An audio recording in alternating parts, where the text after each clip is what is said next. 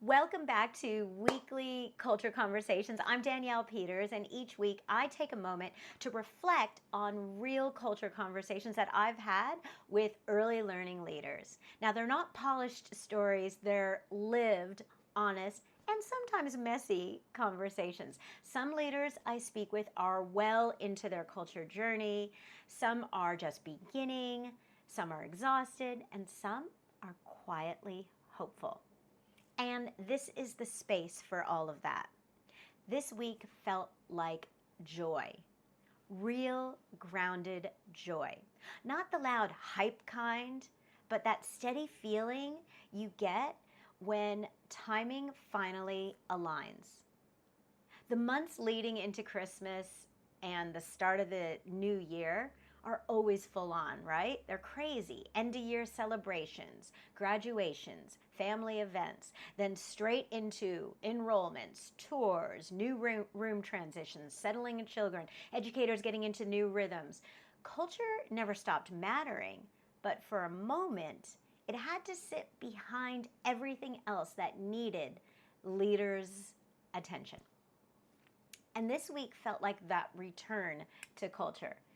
Not to conversations about culture, but to decisions made around culture. Leaders showing up ready to act, ready to commit, ready to protect what they've been building. That shift from intention back into action was energizing in the best possible way. And one conversation this week captured that beautifully. What I loved about this conversation was how intentional this leader was about engagement. She doesn't assume she knows what motivates her team. She actually asks them. She said to me, I really try to understand what lights up each educator. Where do they shine? I love that so much. And then she gave me some beautiful examples. One educator absolutely lights up around yoga and mindfulness. So she's been invited to bring that to the center. Another is deeply passionate about living things and sustainability and has taken ownership in that space. And then there's an educator who genuinely loves planning and running events. So instead of that sitting on the director's shoulders, she's empowered to lead it. And what stood out wasn't the initiatives themselves, although they're brilliant. It was the trust underneath them. She's created shared ownership in a real natural way. And it's not about titles. It's about inviting her educators to help carry the center because she believes in them. And another thing I always enjoy during these culture clarity calls is hearing what leaders are already doing for culture. Often they are the familiar elements like team meals, connection points, moments of appreciation. But with her, it was like next level. There was this little extra care and thoughtfulness. And she told me about hosting a candlelit staff dinner, not just as a nice gesture, but as a way to also intentionally bring the chef into the team as a valued contributor. And that small detail said everything about her leadership. It wasn't performance, it was relational. It was deeply human. As powerful as that conversation was, it also made something really clear to me this week. Not every leader I spoke with was starting from that same place of stability, and that contrast mattered. I had conversations with leaders managing much larger services, more rooms, bigger teams, new ownership, rapid change. And with that came a different kind of pressure. These leaders weren't lacking care or commitment. If anything, they were deeply invested. But what they kept describing to me was that same pattern. Communication breaking down, good ideas being started, never quite finished, and culture intentions struggling to stay consistent once things got busy. One leader said to me, we're doing things, but it doesn't feel like connected or joined up. And that stuck with me because what I was hearing wasn't confusion. It was a desire to be more intentional, to move away from reacting toward leading with clarity. They spoke about refreshing their values, creating a culture document that their team could actually connect with, and making child-safe practice something that lived in the day-to-day, not just in policy or on paperwork. It wasn't about adding more to their plates. It was about finally completing that cycle. And as I reflected further on this culture clarity call, it really did feel like things were aligning this week.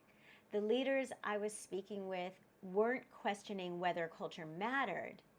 They were asking how to make it consistent, especially as their services grow and become more complex, which is exactly the work we do. And because of that, it felt like we were connecting with the right leaders at the right time, the ones who either needed the support the most or who were ready to take the next step and do this properly. There was a real sense of momentum in those conversations, not urgency or pressure, just clarity. And one of my proudest moments this week was welcoming a large growing national group of family-owned centers into the Happy Team Culture family. And yes, that always comes with a happy dance because we work closely with our clients. And we don't take everybody on, but when we say yes to supporting a service or a group, it's because we genuinely believe we can improve culture outcomes for their leaders, their teams, and ultimately for the children. Their success becomes our success. These leaders are growing their service and their teams, and they've made a conscious decision to invest in creating a consistent child-safe culture as they scale. They want their leaders supported as culture champions. They want shared language, clarity, consistency across all of their centers, not just good intentions. At the heart of their decision is a deep commitment to children. They understand that culture impacts how safe children feel, how supported educators are, and how connected families experience their service. Being trusted to walk alongside leaders like this is something I never take lightly. It's a responsibility, and it's also why this work matters so much to me.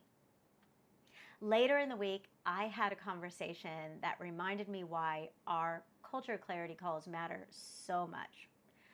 Because during those conversations, we don't just talk about what leaders want to create.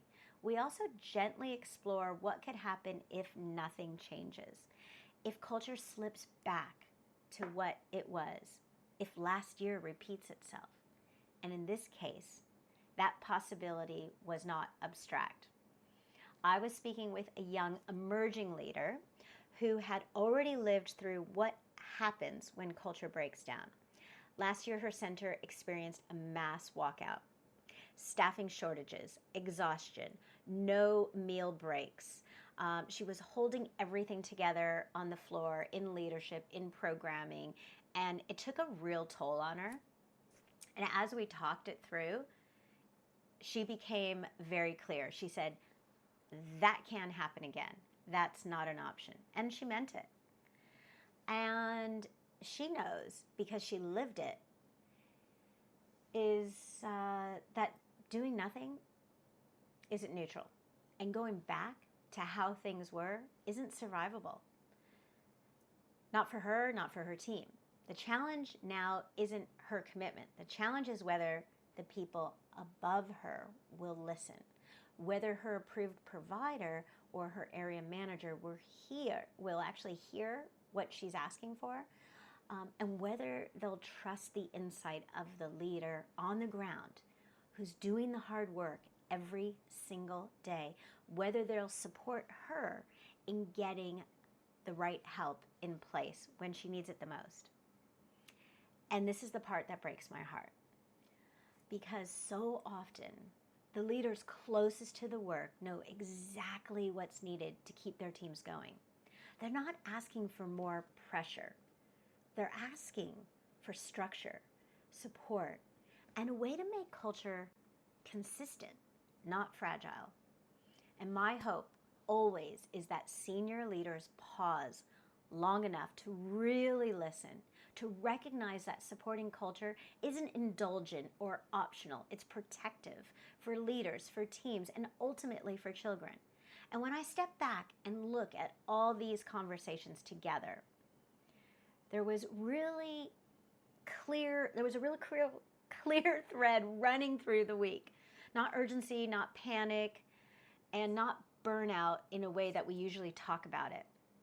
What I kept hearing was leaders saying, I don't want to lose what we've already built.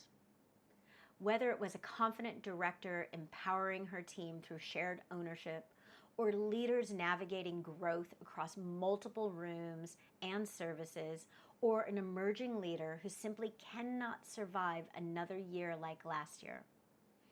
Every conversation came back to protection. Protecting people, protecting consistency, protecting the culture that children experience every single day. And the leaders who are really leaning in now understand something important. Culture doesn't fall apart all at once. It erodes quietly when it's left unsupported, when intentions aren't held up by structure, when good people are expected to just keep coping. And that's why the timing felt so aligned this week. Leaders weren't just reflecting on exploring ideas. They were asking for something that would actually hold them and their teams steady. Something that would stop culture from being dependent on one person's energy or one good year or one strong leader, which is exactly why we do the work that we do.